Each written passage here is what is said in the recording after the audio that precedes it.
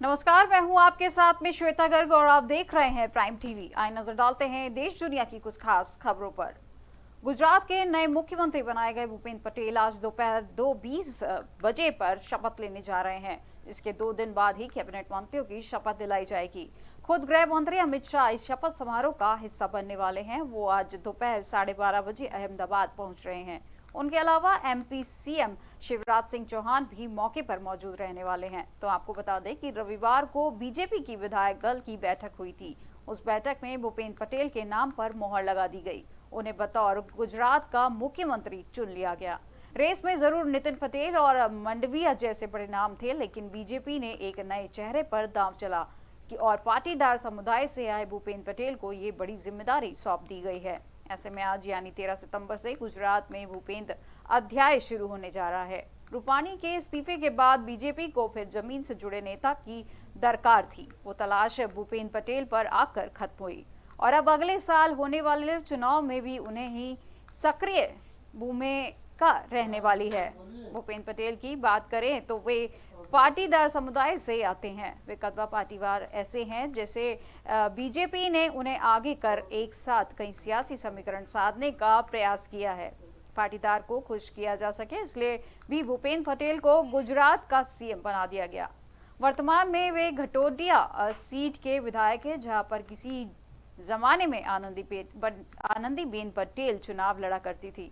कम समय में भूपेंद्र ने अपने क्षेत्र में ऐसी पकड़ बना ली है कि सभी उन्हें वहां दादा कहकर बुलाते हैं। वहीं दादा गुजरात के सरदार बन लिए हैं।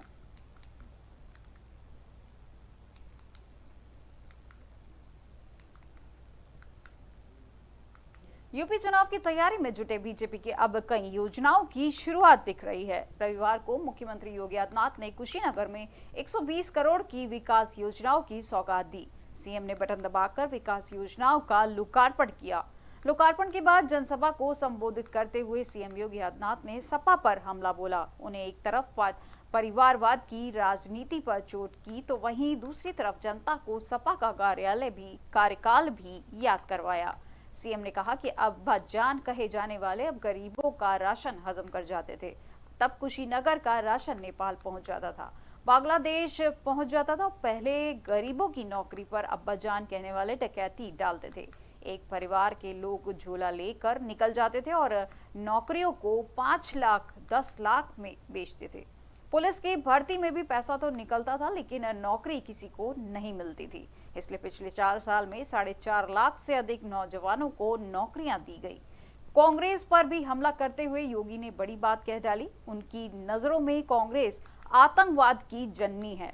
उन्होंने जनता से जोर देकर कहा कि जिन लोगों ने आपको जख्म दिए हैं उन्हें बर्दाश्त करने की कोई जरूरत नहीं। योगी के मुताबिक कांग्रेस ने सिर्फ राम भक्तों का अपमान किया है, बीमारी दी है और विकास के नाम पर कुछ नहीं किया।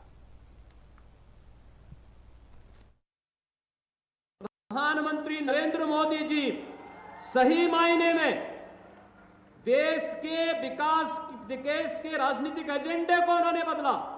प्रधानमंत्री मोदी जी ने उसे गांव के लिए, गरीब के लिए, किसान के लिए, नौजवान के लिए, महिलाओं के लिए, बच्चों के लिए और बिना भेदभाव के समाज के प्रत्येक तबके के लिए पहुंचाया।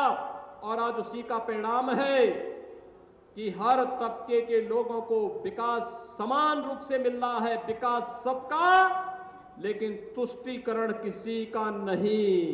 राशन मिल रहा होगा ना आप लोगों को? राशन मिल रहा है, मिल रहा है राशन। क्या ये राशन 2017 के पहले भी मिलता था? क्योंकि तब तो अब्बा जान कहने वाले राशन हजम कर जाते थे। तब कुशीनगर का राशन नेपाल पहुंच जाता था, बांग्लादेश पहुंच जाता। पश्चिम बंगाल के नंदीग्राम में मुख्यमंत्री ममता बनर्जी के हारने के बाद अब वे भवानीपुर सीट पर चुनाव लड़ रही हैं। इस सीट पर होने वाले उपचुनाव के लिए पहले ही सीएम नामांकन कर चुकी है। वहीं उनके सामने अब भाजपा उम्मीदवार प्रियंका तिब्रेवार होंगी। चुनाव को लेकर भाजपा नेता शुवेंदु अधिकारी ने बंगाल सरकार पर निशाना साधा है। भाजपा नेता शुभेंदु अधिकारी ने कहा कि हमें प्रशासन, पुलिस, माफिया और धन बल से लड़ना है। नंदीग्राम में ममता बनर्जी हार गईं। अगर 60 से 65% मतदान हुआ तो बंगाल की बेटी प्रियंका टिब्रेवाल विजयी होंगी। विधानसभा उपचुनाव में भाजपा की भवानीपुर सीट से उम्मीदवार प्रियंका टिब्रेवाल ने कहा कि भवानीपुर में चुनाव पारदर्शिता को साथ नहीं कराए जाएंगे, क्योंकि सत्तारूढ़ तृणमूल कांग्रेस लोकतांत्रिक व्यवस्था में विश्वास नहीं करती, वह हिंसा की राजनीति करती है। भाजपा नेता बाबुल सुप्रियो की कानूनी सलाहकार रही प्रियंका टिब्रेवाल प्रधानमंत्री नरेंद्र मोदी से प्रभावित होकर 2014 में भाजपा में शामिल हुई थी। उनके बारे में कहा जाता है कि वे प्रधानमंत्री मोदी से प्रेरित हैं और उन्हें राजनीति में अपने आदर्श मानती हैं।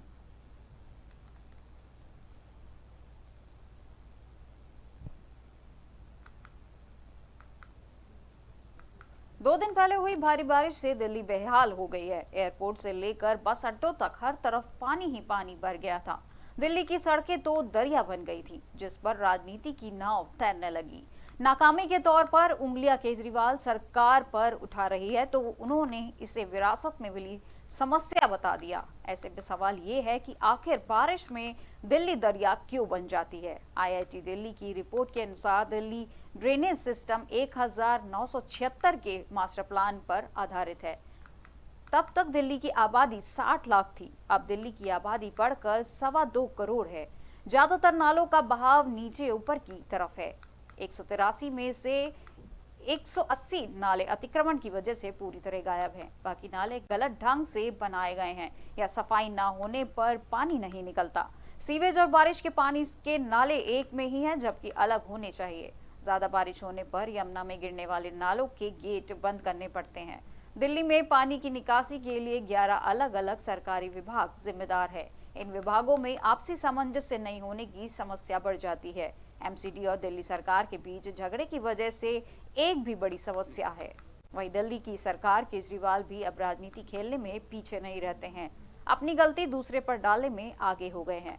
अब दिल्ली में सरकार केजरीवाल का है तो आखिर गलती किसकी है, ये आप भी जान रहे हैं। सवाल यही है कि आखिर विरासत में मिली समस्या को ठीक करने के लिए कितना वक्त चाहिए। 7 से 8 साल में भी दिल्ली के ड्रेनेज सिस्टम को ठीक क्यों नहीं किया जा सका।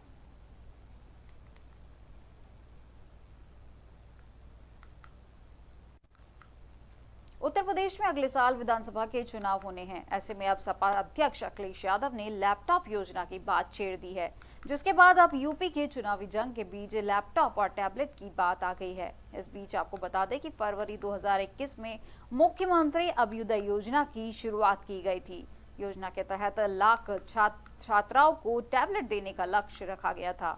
इस बीच सरकार ने परीक्षा देने वाले स्टूडेंट्स के लिए यात्रा भत्ते का भी ऐलान किया है। अभ्युदय योजना के तहत 10 लाख छात्राओं को टैबलेट देने का लक्ष्य रखा गया था।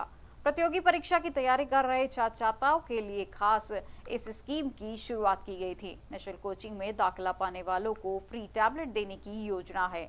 इसके अलावा आर्थिक रूप से कमजोर बच्चों के लिए इस योजना को शुरू किया गया था। आपको बता दें कि 120 राजकीय महाविद्यालयों में 1080 टैबलेट दिए जाएंगे। महाविद्यालयों में टैबलेट के लिए 1 करोड़ 78 लाख रुपए बजट रखा गया है। यानी लैपटॉप का जवाब अब टैबलेट से देने की कोशिश की जा रही है।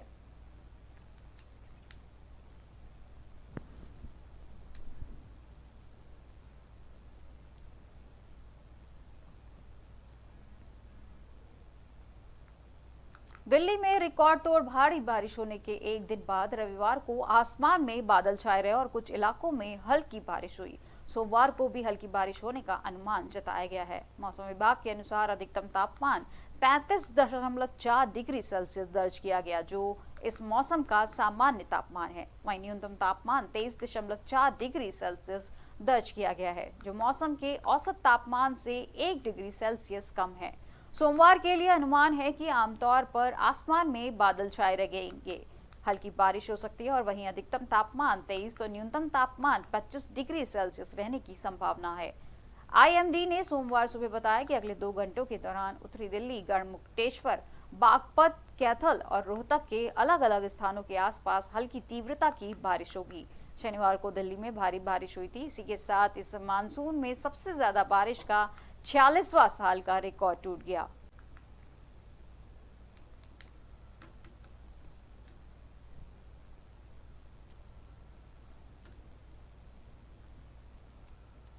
देश दुनिया की अब तक की खबरों में बस इतना ही और अधिक खबरों के लिए देखते रहिए प्राइम टीवी। नमस्कार।